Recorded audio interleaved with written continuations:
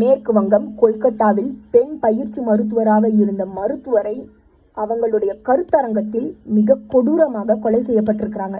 உடனே சில அறிவில்லாத முட்டாள்கள் என்ன சொல்லுவாங்கன்னா, அந்த பொண்ணு எதுக்கு அந்த டைம்ல அங்க போச்சு, அந்த பொண்ணு ட்ரெஸ் யாடாகுடமா போட்டு இருந்தது அப்படின்னு சொல்லுவாங்க. அந்த பொண்ணுக்கு இந்த அநீதி நடக்கப்பட்டிருந்த இடம் அவங்க படிச்சுட்டு இருந்த ஒரு இடத்துல அவங்களுக்கு இந்த அநீதி நடக்கப்பட்டு, உறவினர்கள் மருத்துவர்கள் என பலரும் கொல்கட்டாவில் தெருவில் இறங்கி போராடுறாங்க. இந்த கேஸ் சிபிஐக்கும் மாற்றப்பட்டிருக்கு.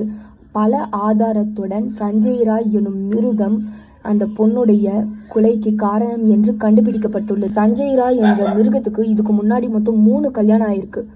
3 கல்யாணத்துலயும் மனைவிகள் உடல் ரீதியா வன்புணர்வு செய்யறாங்கன்னு சொல்லிட்டு கம்ப்ளைண்ட் பண்ணியிருக்காங்க. எல்லா காவல் உயர் அதிகாரிகளுடனும் மருத்துவ உயர் அதிகாரிகளுடனும் இந்த சஞ்சய் ராய்க்கு பழக்கம் இருந்திருக்கு. ஒரு பொண்ணை கொலை செஞ்சு வன்புணர்வு செஞ்சு மிருகத்தனமா கொலை பண்ணிட்டு நிதானமா போய் போலீஸ் பூத்திலேயே போய் படுக்கிற இந்த மிருகத்துக்கு, சைக்கோக்கு என்ன தண்டனை? ஏன்னா அவன் தான் குற்றவாளின்னு சொல்லிட்டு கண்டுபிடிச்சிட்டாங்க. தண்டனை என்ன அந்த குற்றவாளிக்கு? ஏன்னா 6 மாசம் கழிச்சு அவன் முகத்துல ஒரு கருப்பு துணியை போட்டு தூக்குல போட்டுருவீங்க. வேண்டாம். என்ன தண்டனை? நான் கேட்கறது, தண்டனைகள் கடுமையாக இருந்தால்தான் குற்றங்கள் குறையும். சின்ன குழந்தையிலிருந்து வயசான பெரியவங்க வரைக்கும் விட மாட்டேன்றாங்க.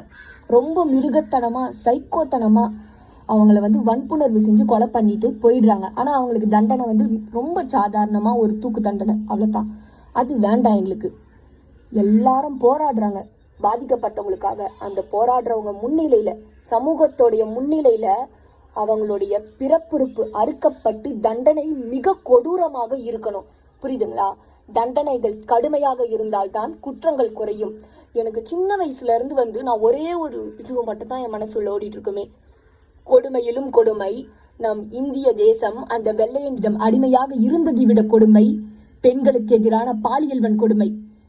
புரியுதுங்களா?